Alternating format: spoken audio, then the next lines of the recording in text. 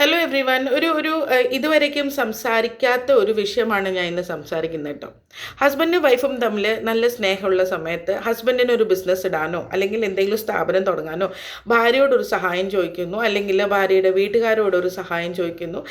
ഒരു എമൗണ്ട് അവർക്ക് ഉണ്ടെങ്കിൽ, ഫിനാൻഷ്യൽ സ്റ്റേറ്റസ് നല്ലതാണ് വൈഫിൻ്റെങ്കിൽ ഹസ്ബൻഡ് ചോദിക്കുന്നു. ഹസ്ബൻഡ് ചോദിച്ചതിന് ശേഷം ഇവർ കൊടുക്കുന്നു. അങ്ങനെ ബിസിനസ് സ്റ്റാർട്ട് ചെയ്യുന്നു ഹസ്ബൻഡ് കേട്ടോ. അത് കഴിഞ്ഞിട്ട് ഇവർ തമ്മിൽ പ്രശ്നം വരുവാണ്, ഡിസ്പ്യൂട്ട്സ് ഉണ്ടാവുന്നു. ആ സമയത്ത് ഭാര്യയുടെ വീട്ടുകാരും കൂടെ ഈ ആരോപണം, അതായത് ഉന്നയിക്കുന്നത് എലിഗേഷൻ എന്ന് പറഞ്ഞാൽ ഭർത്താവ് സ്ത്രീധനത്തിൻ്റെ പേരിൽ പീഡിപ്പിച്ചു എന്ന്. അതായത് കല്യാണം കഴിഞ്ഞതിന് ശേഷം ബിസിനസ് സ്റ്റാർട്ട് ചെയ്യാൻ വേണ്ടിയിട്ട് പൈസ വേണം നിൻ്റെ വീട്ടിൽ നിന്ന് എന്ന് പറഞ്ഞ് ഹറാസ് ചെയ്തു എന്ന് പറഞ്ഞിട്ടുള്ളൊരു കേസ് ഉണ്ടായിരുന്നു.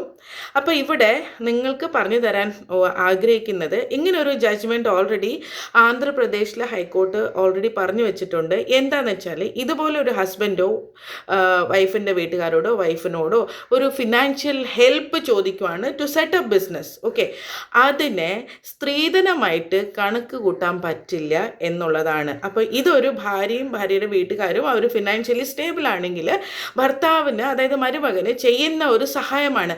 അത് സ്ത്രീധനം എന്ന് പറഞ്ഞിട്ടുള്ള ഒരു ടാഗിൽ ഒരിക്കലും വരില്ല എന്ന് പറഞ്ഞിട്ടുണ്ട്. നല്ലൊരു ജഡ്ജ്മെൻ്റ് ആണ്. ഈ ജഡ്ജ്മെൻറ്റ് ആർക്കെങ്കിലും അറിയുമെന്ന് എനിക്ക് അറിയത്തില്ല. അറിയില്ല എങ്കിൽ എല്ലാവരുടെയും ശ്രദ്ധയ്ക്ക് വേണ്ടിയാണ്. ഇങ്ങനെ എന്തെങ്കിലും ഇഷ്യൂസ് നിങ്ങളുടെ ലൈഫിൽ, ഭർത്താക്കന്മാരുടെ ലൈഫിൽ സംഭവിക്കുന്നുണ്ടെങ്കിൽ തീർച്ചയായിട്ടും ഈ ഒരു ജഡ്ജ്മെൻറ്റ് സഹായമായിട്ട് വരും.